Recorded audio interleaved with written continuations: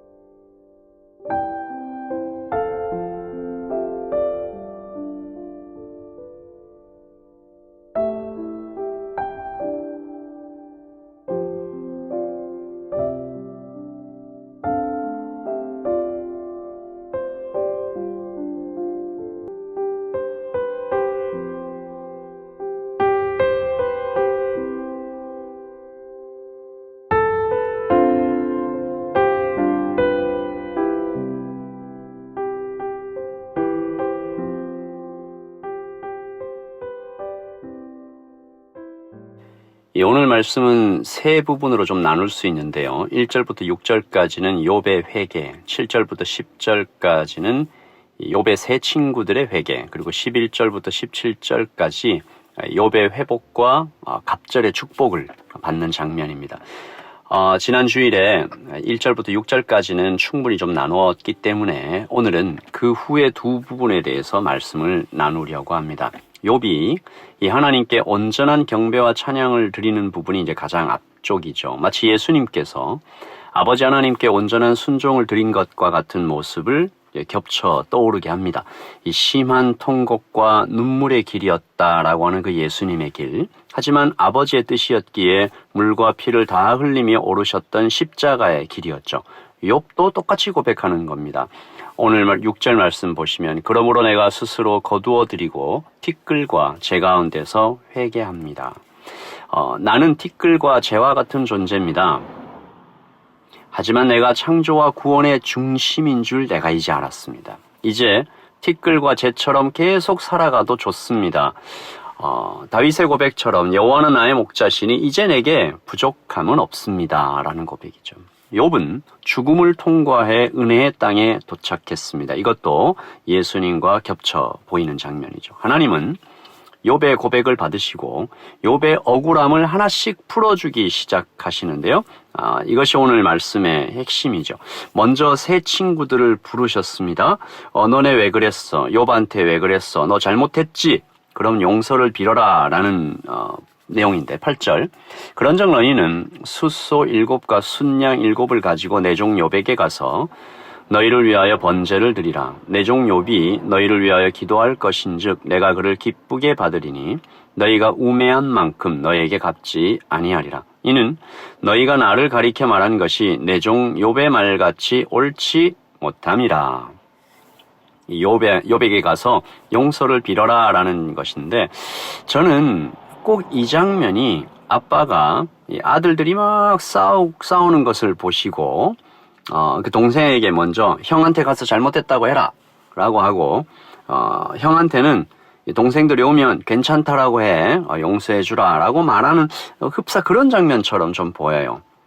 이 잘못한 것은 해결되어야 하지만 세 친구도 욥도 하나님 안에 똑같이 사랑받는 아들임을 보여주는 장면 아닌가 생각합니다. 그리고 우리는 여기서 회개의 중요한 원리를 하나 발견하죠. 여러분 회개 기도는 하나님께 드리는 것이지만 갚을 것은 갚아야 된다는 것이죠.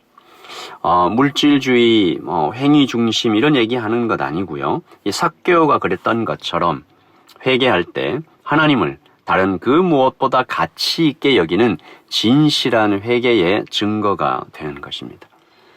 하나님은 이렇게 욥의 억울한 마음을 위로하신 후에 잃은 것들을 다시 채우기 시작하시는데 10절 욥이 그의 친구들을 위하여 기도할 때 여호와께서 욥의 곤경을 돌이키시고 그러니까 몸에 피부병이 싹 다 나은 거죠.